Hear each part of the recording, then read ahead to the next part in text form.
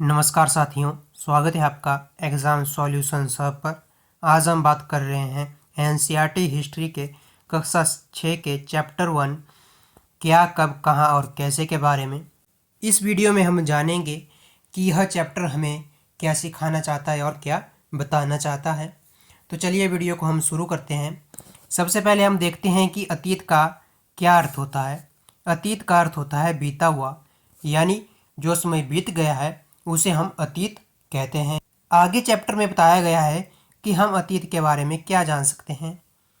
आपको पता है कि हम अतीत के बारे में बहुत कुछ जान सकते हैं, जैसे कि लोग क्या खाते थे, किस प्रकार के कपड़े पहनते थे, किस प्रकार के घरों में रहते थे। इसके अलावा जो शिकारी होते थे, किसान होते थे, चरवाहे होते थे, व्यापारी होते थे, वैज्ञानिक होते थे, उनके जीवन के बारे में हम जान सकते हैं। और ये जान सकते हैं कि जो उस समय बच्चे होते थे वो क्या खेलते थे, क्या कहानियाँ सुनते थे और कैसे कैसे गीत गाते थे। और भी इसके अलावा हम बहुत कुछ जान सकते हैं, जैसे कि राजनीतिक घटनाएं, उस समय की जो राजनीतिक घटनाएं होती थी पहले की, उनके बारे में जान सकते हैं। जैसे शासकों के बारे में, युद्धों के बारे में और राजवंशों का जो इतिहास है वो कैसा था। इसके अलावा सामाजिक जीवन कैसा था, उस समय के जो रीति रिवाज थे वो कैसे थे, परंपराएं क्या थी और आर्थिक स्थिति क्या होती थी, व्यापार कैसे होता था, कृषि कैसे होती थी, कर जो प्रणाली है यानी कि जो टैक्स सिस्टम होता था वो कैसा होता था, सांस्कृतिक गतिविधियां किस प्रकार की होती थी, वैज्ञानिक और तकनीकी विकास के बारे में जान सकते हैं और प्राकृतिक घटनाओं के बारे में जान सकते हैं कि किस प्रकार के भूगोल में परिवर्तन आए, जलवायु का इतिहास कैसा रहा। इस प्रकार हम अतीत के बारे में बहुत कुछ जान सकते हैं। आगे बात की गई है कि हम अतीत के बारे में कैसे जानें। हम अतीत के बारे में बहुत कुछ जान तो सकते हैं, लेकिन हम इसके बारे में जानेंगे कैसे। तो देखिए, पांडुलिपियां, अभिलेखों और पुरातत्वों से प्राप्त जानकारियों को इतिहासकार स्रोत कहते हैं। ये स्रोत अतीत के अध्ययन में मदद करते हैं। इतिहासकार इन स्रोतों के आधार पर अतीत की घटनाओं का अध्ययन करते हैं। यानी कि हम अतीत के बारे में स्रोतों से जान सकते हैं। और वे स्रोत कौन कौन से होते हैं? वे स्रोत होते हैं पांडुलिपियां, अभिलेख और पुरातत्व। इन चीज़ों से हम जान सकते हैं कि अतीत में क्या क्या हुआ, क्या क्या घटना हुई है। और जो इतिहासकार होते हैं वे पांडुलिपियों, अभिलेखों और पुरातत्वों से जो जानकारी हमें मिलती है उन्हीं को वे अतीत के स्रोत कहते हैं। अब आगे देखते हैं। आगे बात की गई है पांडुलिपियों के बारे में। तो अब जानते हैं कि पांडुलिपियां क्या होती हैं। पांडुलिपियां जो होती हैं वो हाथ से लिखी गई पुस्तकें होती हैं, जो ताड़पत्रों और भोजपत्रों पर लिखी जाती थी। और अंग्रेजी में पांडुलिपि के लिए जो हम मैन्युस्क्रिप्ट शब्द का प्रयोग करते हैं वो लैटिन भाषा के मैन्यू शब्द से निकला है, जिसका अर्थ होता है हाथ। और ये जो प्राचीन दस्तावेज होते थे यानी पांडुलिपियां होती थी, ये प्राय मंदिरों और विहारों से मिलती थी। विहारों का अर्थ होता है बौद्ध मठ, जहाँ पर क्या होते हैं, जो भिक्षु होते हैं वे निवास करते हैं। अब जानते हैं कि इन पांडुलिपियों में क्या क्या मिलता था, यानी इन पांडुलिपियों में क्या क्या लिखा गया होता था। इन पांडुलिपियों में धार्मिक मान्यताओं के बारे में, राजाओं के जीवनों के बारे में, औषधियों के बारे में और विज्ञान से जुड़े विषयों का उल्लेख होता है। यानी जो ये पांडुलिपियां होती थी इनमें राजाओं के जीवन के बारे में, धार्मिक मान्यताओं के बारे में और जो वैज्ञानिक विषय होते थे उनके बारे में लिखा जाता था। अब जानते हैं कि जो पांडुलिपियां होती हैं उनकी भाषाएं क्या होती थी। तो जो पांडुलिपियां मिली हैं उनमें कई पांडुलिपियां यानी अधिकतर पांडुलिपियां जो होती थी वो संस्कृत में होती थी, जबकि कुछ पांडुलिपियां जो मिली हैं वे प्राकृत और तमिल भाषा में भी लिखी हुई हैं। और प्राकृत भाषा के बारे में कहा गया है कि जो प्राकृत भाषा होती है वो आम लोगों द्वारा उपयोग की जाती थी। आप इन चित्रों में देख सकते हैं पांडुलिपियां जो होती थी वो कुछ इस तरह की होती थी। अब आगे बात करते हैं अभिलेखों के बारे में। ये भी अतीत को जानने का एक स्रोत होते हैं। तो चलिए जानते हैं कि अभिलेख होते क्या हैं। अभिलेख हुए लेख होते हैं जो पत्थर या धातु जैसी कठोर सतहों पर उत्कीर्ण किए जाते हैं। यानी कि जो पत्थर या जो उसकी तरह जो कठोर धातुएं होती हैं उन पर ये खुदवाए जाते थे शासक और जो अन्य लोग होते थे, यानी जो ऊंची पोस्टों पर बैठे हुए लोग होते थे, वे अपने आदेशों को इनमें लिखवाते थे ताकि जो जनता होती थी वह उन्हें पढ़कर उन आदेशों का पालन कर सके। इन अभिलेखों में हमें क्या मिलता है? राजा रानियों के कार्यों के बारे में पता लगता है, शासकों की विजयों के बारे में पता लगता है, और जो कुछ महत्वपूर्ण घटनाएं होती हैं उनका भी विवरण मिलता है, यानी उनके बारे में भी हमें जानकारी प्राप्त होती है। आप इसमें देख सकते हैं कुछ इस तरह के अभिलेख होते हैं। आगे बात करते हैं पुरातात्विक साक्ष्यों के बारे में। पुरातात्विक साक्ष्य उन्हें कहते हैं जब हमें किन्हीं अवशेषों से अतीत के बारे में पता चले। पुरातात्विक साक्ष्यों में क्या क्या शामिल होता है, आइए देखते हैं। जो पुरातात्विक साक्ष्य होते हैं उनमें शामिल होते हैं पत्थर और ईंट से बनी इमारतों के अवशेष, चित्रों और मूर्तियों के अवशेष, खुदाई में प्राप्त औजार, हथियार, बर्तन, आभूषण और सिक्के, जानवरों की हड्डियां और मछलियों की हड्डियां, और जले हुए अन्न के दाने या लकड़ी के टुकड़े।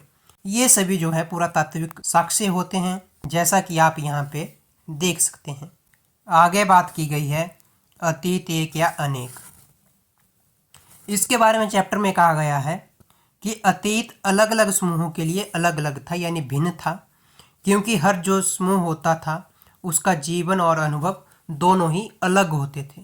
इसी में आगे बताया गया है कि जो पशुपालक और कृषक होते थे वो मुख्य रूप से अपने पशुओं और फसलों पर निर्भर रहते थे, जबकि राजा और रानियों का जो जीवन होता था वो विलासिता और सत्ता से जुड़ा हुआ होता था, यानी वो आरामदायक जीवन व्यतीत करते थे और सत्ता के कार्य करते थे। व्यापारी जो होते थे वो लंबी यात्राएं करते थे। वो लंबी यात्राएं इसलिए करते थे ताकि वो अपने सामान का विनिमय कर सकें। जो शिल्पकार होते थे वो अपने हुनर से वस्तुएं बनाते थे और स्थानीय बाजारों में बेचते थे, और इस प्रकार सभी के अपने अपने कार्य होते थे। आगे इसमें बताया गया कि जो शासक होते थे वो अपनी विजयों का और जो टैक्स वो लेते थे उसका और जो राज्य का विस्तार करते थे उस सभी का रिकॉर्ड हुए अभिलेखों और शिलालेखों के माध्यम से रखते थे। परंतु जो आम लोग होते थे जैसे शिकारी, मछुआरे, कृषक, पशुपालक, वे अपनी दैनिक जरूरतों को पूरी करने के लिए व्यस्त रहते थे, जिस कारण वे अपने कोई भी रिकॉर्ड नहीं रखते थे। पुरातात्विक साक्ष्यों जैसे औजारों, बर्तनों, आभूषणों, जानवरों की हड्डियों आदि से इनके जीवन के बारे में जानकारी प्राप्त होती है। इनके यानी जो आम लोग होते थे उनके जीवन के बारे में हमें पुरातात्विक साक्ष्यों से पता चलता है, क्योंकि वे अपने दैनिक जीवनों की जरूरतों को पूरा करने में लगे रहते थे, जिस कारण वे अपने कार्यों का लेखा जोखा नहीं रखते थे। आगे है कि जो अतीत के अलग अलग पहलू हैं यह समझने में मदद करते हैं कि समाज में विभिन्न वर्ग कैसे रहते थे, उनकी भूमिका समाज में क्या थी। इससे यह स्पष्ट हो जाता है कि अतीत एक समान नहीं बल्कि विविधताओं से भरा हुआ था। आगे बात करते हैं तिथियों के अर्थ के बारे में, यानी डेट्स जो होती है उनका क्या मीनिंग होता है। तिथियों का अर्थ होता है वर्षों की गणना से, जो हम ईसा मसीह के जन्म को केंद्र में रखकर करते हैं। यानी कि 2000 ईस्वी का मतलब होता है कि यह ईसा मसीह के जन्म के 2000 वर्ष के बाद का समय है, और 2000 ईसा पूर्व का मतलब होता है कि यह ईसा मसीह के जन्म के 2 वर्ष पहले का समय है। तो इस प्रकार तिथियों की गणना जो है ईसा पूर्व या ईस्वी के आधार पर की जाती है। जो ऐतिहासिक घटनाएं होती हैं उनके समय को व्यवस्थित करने में हमारी मदद करती हैं। ये तो बात थी ईसा पूर्व और ईस्वी की। इसके अलावा भी हम और अनेक शब्दों का प्रयोग करते हैं तिथियों को बताने के लिए, जो किस प्रकार से हैं। जैसे ईसा पूर्व को हमने पहले बता दिया कि ईसा पूर्व का मतलब होता है ईसा मसीह के जन्म के पहले का समय, और एडी यानी एनो डेमिन का मतलब होता है ईसा मसीह के जन्म के बाद का समय, जिसका अर्थ होता है प्रभु का वर्ष। उसके बाद हम कभी कभी प्रयोग करते हैं सीई यानी कॉमन एरा का, जो कि एडी यानी एनो डेमिन का ही रूप है, और कभी कभी हम उपयोग करते हैं बीसीई का यानी बिफोर कॉमन एरा, जो कि सामान्य युग से पहले की बात होती है, और ये बीसी यानी ईसा पूर्व के समान होता है। फिर हम कभी कभी यूज करते हैं बीपी का यानी बिफोर प्रेजेंट, वर्तमान से पहले। यह प्राचीन घटनाओं की गणना करने के लिए क्या है उपयोग में लाया जाता है। आजकल हम एडी की जगह सीई तथा बीसी की जगह बीसी का प्रयोग करते हैं। जो सीई है और बीएसई है उसका प्रयोग जो है आजकल बहुत अधिक किया जाता है, क्योंकि यह धार्मिक संदर्भ से स्वतंत्र होते हैं, यानी ये किसी भी प्रकार से किसी भी धर्म के साथ जुड़े हुए शब्द नहीं हैं। अब आगे देखते हैं। आगे बात की गई है लोग कहाँ रहते थे। इस चैप्टर में पूरे विश्व के बारे में बात नहीं की गई है कि लोग कहाँ रहते थे, इसमें केवल भारतीय उपमहाद्वीप के बारे में बताया गया है। तो चलिए हम देखते हैं। सबसे पहले बताया गया है कि नर्मदा नदी के तट पर, आप मैप में देख सकते हैं यहाँ पे नर्मदा नदी का तट है। तो इसके बारे में बात की गई है कि कई लाख वर्ष पहले यहाँ आखेटक खाद्य संग्रह कर रहते थे। ये लोग जंगलों से भोजन जुटाते और शिकार करते थे। आगे इसमें बताया गया कि सुलेमान और किर्थर की जो पहाड़ियाँ हैं उत्तर पश्चिम भारतीय उपमहाद्वीप में, वहाँ पे भी लोग रहा करते थे। यानी किरदर और जो सुलेमान की पहाड़ियाँ हैं वो यहाँ पे हैं, जो वर्तमान पाकिस्तान में है। तो यहाँ पे भी लोग रहा करते थे। और इसके बारे में बताया गया है कि जो किर्थर और सुलेमान की पहाड़ियाँ थी वहाँ पर लगभग 8000 वर्ष पहले लोगों ने गेहूँ और जौ की फसलें उगाना शुरू की। भेड़ बकरी और गाय जैसे पशुओं को उन्होंने पालतू बनाना शुरू किया। और ये जो लोग होते थे, यानी जो सुलेमान और किर्थर की पहाड़ियों में लोग रहते थे, वे गांव में रहते थे। आगे बात की गई है गारो और विंध्य पहाड़ियों के बारे में, यानी जो वर्तमान उत्तर पूर्व और मध्य भारत में स्थित हैं। अगर आप मैप में देखें तो आपको यहाँ पे गारो हिल्स मिल जाएंगी और विंध्य पहाड़ियाँ आपको यहाँ बिल्कुल सेंटर में मिल जाएंगी। तो ये जो गारो और विंध्य पहाड़ियाँ थी, यहाँ पे कृषि का विकास हुआ। और जो विंध्य पहाड़ियाँ हैं वहाँ पे सबसे पहले चावल की खेती की गई। आगे बात की गई है सिंधु और इसकी सहायक नदियों के पास, यानी इस नदी के आसपास भी लोग रहने लगे। अगर आप मैप में देखें तो इस क्षेत्र के बारे में बात की गई है। कहा गया है कि लगभग 4700 वर्ष पहले इन नदियों के किनारे आरंभिक नगर विकसित हुए। यानी कि यहाँ पे बात की गई है सिंधु घाटी सभ्यता की, जो सिंधु और इसकी सहायक नदियों के आसपास लगभग 4700 वर्ष पहले विकसित होना शुरू हुई। आगे बात की गई है गंगा और उसकी सहायक नदियों के किनारे, यानी इन जगहों पर भी लोग रहने लगे। अगर आप मैप में देखें तो इस क्षेत्र की बात की गई है। लगभग 2500 वर्ष पहले इन नदियों के किनारे और समुद्र तटवर्ती इलाकों में नगरों का विकास हुआ। यानी जो मैंने आपको इलाका बताया उस इलाके के किनारे और समुद्र तटवर्ती जो क्षेत्र था वहाँ पे नगरों का विकास हुआ। गंगा और सोन नदी के आसपास का क्षेत्र मगध कहलाता था, जहाँ शक्तिशाली शासकों ने विशाल राज्य स्थापित किए। यानी कि जो ये वाला क्षेत्र होता था इसे मगध के नाम से जाना जाता था। और यहाँ के जो राजा होते थे यानी शासकों होते थे वह बहुत ही शक्तिशाली हुआ करते थे। आगे इसमें बताया गया है दक्षिण एशिया उपमहाद्वीप के बारे में, यानी जिसे हम भारतीय उपमहाद्वीप भी कहते हैं। जैसा कि मैंने आपको पहले ही बताया था कि इसमें पूरे विश्व के बारे में नहीं बताया गया कि लोग कहाँ रहते थे, लेकिन ये बताया गया कि दक्षिण एशिया यानी भारतीय उपमहाद्वीप में लोग कहाँ कहाँ पे रहते थे। तो इसमें ये बताया गया कि दक्षिण एशिया में आधुनिक भारत, पाकिस्तान, बांग्लादेश, नेपाल, भूटान और श्रीलंका शामिल हैं। और यह क्षेत्र अपने विशाल आकार और एशिया से समुद्र, पहाड़ों और पर्वतों द्वारा विभाजित होने के कारण उपमहाद्वीप कहलाता है। तो इसमें यह बताया गया है कि जो भारतीय उपमहाद्वीप है उसे हम भारतीय उपमहाद्वीप क्यों कहते हैं। अब आगे देखते हैं। आगे बात की गई है कि लोग यात्राएं क्यों करते थे। तो लोगों के यात्रा करने के पीछे भी बहुत सारे कारण होते थे। सबसे पहला कारण था आजीविका की तलाश में, यानी कि जो लोग होते थे, पुरुष और महिलाएं होती थी, वो काम की तलाश में एक स्थान से दूसरे स्थान पर जाते थे। और जो दूसरा कारण है वो था कि प्राकृतिक आपदाओं से बचने के लिए, बाढ़ और सूखे जैसी प्राकृतिक आपदाओं के कारण लोग नए क्षेत्रों में पलायन करते थे। और एक कारण होता था सैन्य विजय, यानी जो सेनाएं होती थी वो दूसरे क्षेत्रों पर विजय प्राप्त करने के लिए भी इधर से उधर यात्राएं करती थी।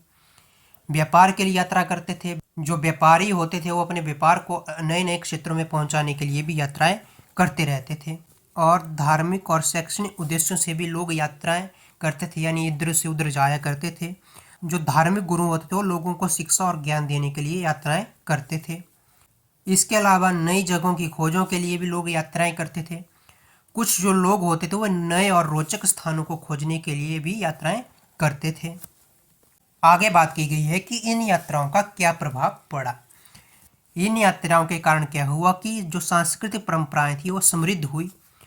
लोगों ने एक दूसरे की संस्कृति, परंपराओं और विचारों को अपनाया और साझा किया। पत्थरों को तराशने, संगीत को रचना करने और खाना बनाने जैसी विभिन्न जो विधियां होती थी उनका आदान प्रदान हुआ, जिससे जो है समाज में विविधता और नवाचार बढ़ा। ये कुछ प्रभाव थे जो लोगों की यात्राएं करने के कारण पड़े। आगे बात की गई है कि देश के नाम, यानी कि जो भारत है जिसे हम इंडिया भी कहते हैं, उसका नाम भारत या इंडिया कैसे पड़ा। हम देखते हैं कि हम हमारे देश के लिए इंडिया और भारत दोनों का प्रयोग करते हैं। इंडिया शब्द की उत्पत्ति के बारे में कहा जाता है कि यह शब्द इंडस से निकला है, जिसे हम संस्कृत में सिंधु कहते हैं। इंडिया नाम का प्रयोग लगभग 2500 वर्ष पहले ईरान और यूनान से आने वाले लोगों द्वारा किया गया था। वे सिंधु नदी को हिंदोस या इंदोस कहते थे और नदी के पूर्व में जो स्थित भूमि प्रदेश था यानी क्षेत्र था उसे उन्होंने इंडिया कहा। इस प्रकार भारत का नाम जो है इंडिया पड़ा। आगे बताया गया है कि भारत नाम कैसे पड़ा। भरत नाम का उल्लेख उत्तर पश्चिम में रहने वाले लोगों के एक समूह के लिए किया जाता था, जिसे ऋग्वेद में भी उल्लेखित किया है, जो लगभग 3500 वर्ष पुरानी कृति है। बाद में यह नाम देश के लिए प्रयुक्त होने लगा, अर्थात भरत नाम का जो प्रयोग है वह जो उत्तर और पश्चिम में जो लोग रहते थे उनके समूह के लिए किया जाता था, जिसका वर्णन हमें ऋग्वेद में मिलता है, जो लगभग आज से 3500 साल पहले लिखा गया था। और बाद में इस शब्द का प्रयोग हम देश के लिए करने लगे। इस प्रकार भारत का नाम भरत से पड़ा। आगे इसमें कुछ तिथियों के बारे में बताया गया है, जो इस प्रकार है। सबसे पहले बताया गया है कि कृषि का आरंभ लगभग 8000 वर्ष पूर्व हुआ। लगभग 8000 वर्ष पहले लोगों ने कृषि की शुरुआत की और फसलों की खेती करना शुरू किया। जो दूसरी महत्वपूर्ण तिथि बताई गई है वो बताई गई है सिंधु सभ्यता के प्रथम नगरों के बारे में, जो लगभग 4700 वर्ष पहले विकसित हुए, जिनमें मोहनजोदड़ो और हड़प्पा प्रमुख थे। आगे गंगा घाटी के नगरों के बारे में बताया गया है कि लगभग 2500 वर्ष पहले गंगा घाटी के नगरों का विकास हुआ और मगध उनमें से एक महत्वपूर्ण और शक्तिशाली राज्य बन गया। फिर बात की गई है वर्तमान के बारे में, जो कि लगभग 2000 वर्ष पूर्व से शुरू हुआ, यानी कि जो आधुनिक इतिहास है उसके बारे में बात की गई है कि जो लगभग 2000 वर्ष पहले से शुरू हुआ माना जाता है। तो आज की वीडियो में इतना ही था। अब हम देखते हैं कि हमने क्या क्या जाना। आज हमने सबसे पहले जाना कि अतीत का क्या अर्थ होता है। उसके बाद हमने जाना कि हम अतीत के बारे में क्या जान सकते हैं। उसके बाद हमने जाना कि हम अतीत के बारे में कैसे जान सकते हैं, यानी कि अतीत को जानने के क्या क्या स्रोत हैं। उनमें हमने 3 मुख्य स्रोतों के बारे में जाना। उसके बाद हमने जाना कि अतीत एक है या अनेक है। उसके बाद हमने तिथियों के अर्थ के बारे में जाना, यानी BC का क्या मतलब होता है, AD का क्या अर्थ होता है। उसके बाद हमने जाना कि भारतीय उपमहाद्वीप में लोग कहाँ कहाँ पे रहते थे, यानी प्रारंभिक जो मनुष्य थे वो कहाँ कहाँ पे उन्होंने रहना शुरू किया। उसके बाद हमने जाना कि जो लोग यात्राएं क्यों करते थे, जो लोग थे वो एक जगह से दूसरी जगह क्यों जाया करते थे। उसके बाद हमने जाना देश के नाम, यानी भारत या इंडिया नाम देश का कैसे पड़ा। इस वीडियो में इतना ही। अगर ये वीडियो पसंद आई हो तो चैनल को सब्सक्राइब करना और वीडियो को लाइक ज़रूर करना। मिलते हैं अगले वीडियो में, तब तक के लिए सीखते रहिए, पढ़ते रहिए। धन्यवाद। जय हिंद, जय भारत।